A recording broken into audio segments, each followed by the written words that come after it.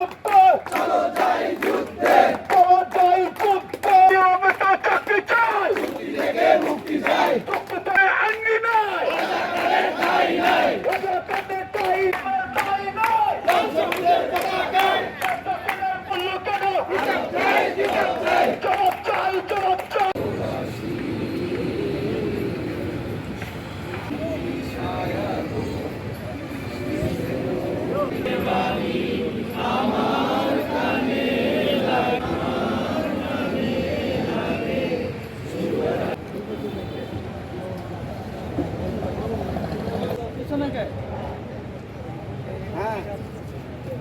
আজকে আমাদের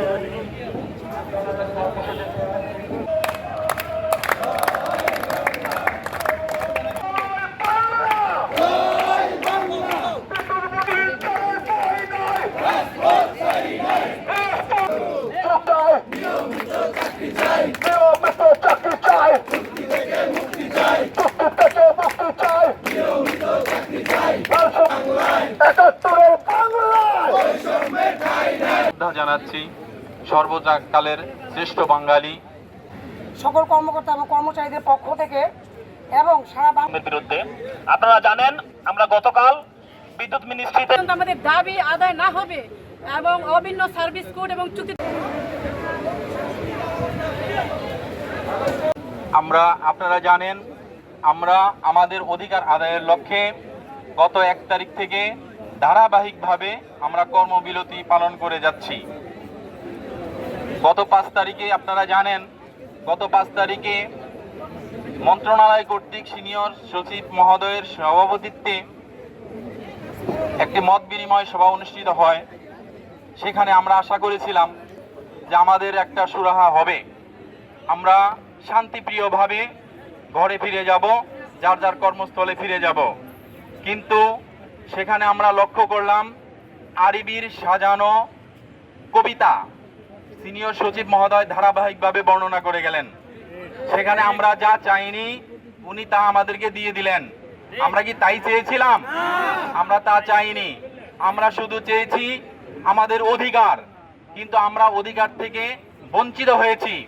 এখন আমাদের লড়াই আর অধিকার নয়, এখন শুধু স্বাধীনতা। আমরা স্বাধীন না হওয়া পর্যন্ত রাজপথ থেকে যাব না, রাজপথে থাকব এবং স্বাধীনতা অর্জন করেই আমরা ঘরে ফিরব। আমি একটি কথা বলতে চাই, আজকে কেন আমরা রাস্তায়? আপনাদের কি একটু বোধগম্য হয় না? এত নির্যাতন করার পরেও কি আপনাদের বোধোদয় হয় না যে এই 40,000 কর্মকর্তা কর্মচারী সমিতি যা নিষ্পেষিত নিপীড়িত, তাদেরকে মুক্তি দেওয়ার জন্য কি আপনাদের একটু দয়া নেই? আমি সর্বোপরি সচিব মহোদয়ের বক্তব্যকে প্রত্যাখ্যান করলাম। আমরা ওই বক্তব্য মানি না, ওনার ওই দেয়া নেয়ার মধ্যে আমরা নেই। আমরা এখন এক জায়গাতে একজনের কাছে চেয়ে আছি, মুখপানে চেয়ে আছি, বাংলাদেশের সুযোগ্য দেশরত্ন প্রধানমন্ত্রী শেখ হাসিনা মহোদয়ের কাছে।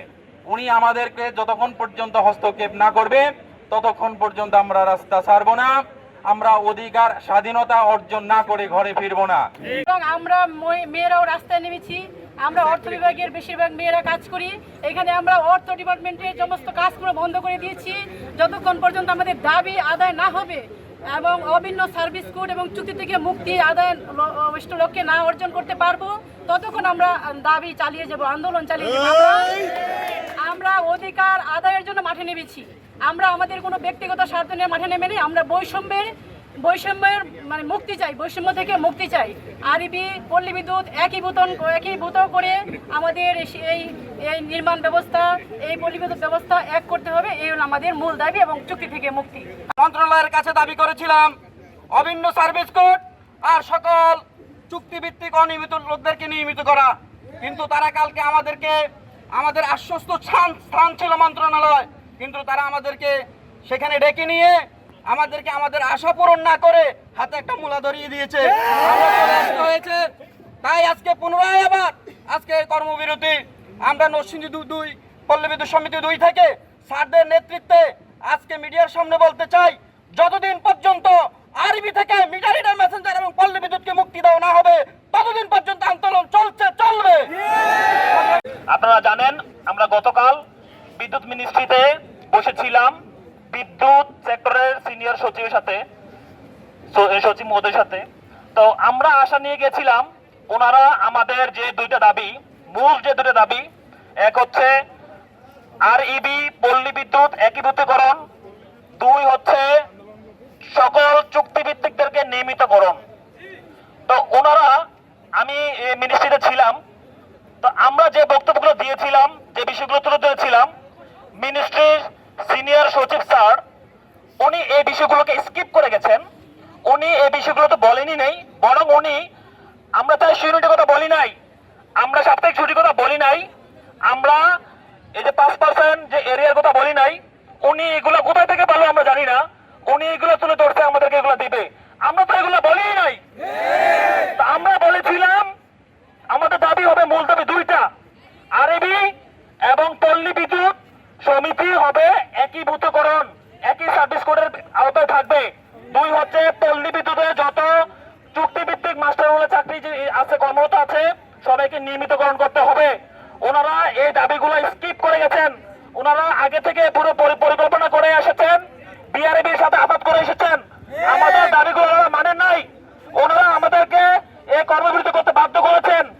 আমরা সরাসরি বিদ্যুৎ মিনিস্ট্রির প্রতিমন্ত্রী নসরুল আহমেদ স্যারকে বলছি, আমরা বিদ্যুৎ মিনিস্ট্রির মন্ত্রী প্রধানমন্ত্রী শেখ হাসিনা মহোদয়কে বলছি, আমাদের যে দাবি, যে দুইটা দাবি, সেটা হচ্ছে অভিন্ন সার্ভিস কোড বাস্তবায়ন, মানে পল্লী বিদ্যুৎ আরইবি একীভূতকরণ, দুই হচ্ছে সকল অনিয়মিত চুক্তিভিত্তিকদেরকে নিয়মিতকরণ করতে হবে।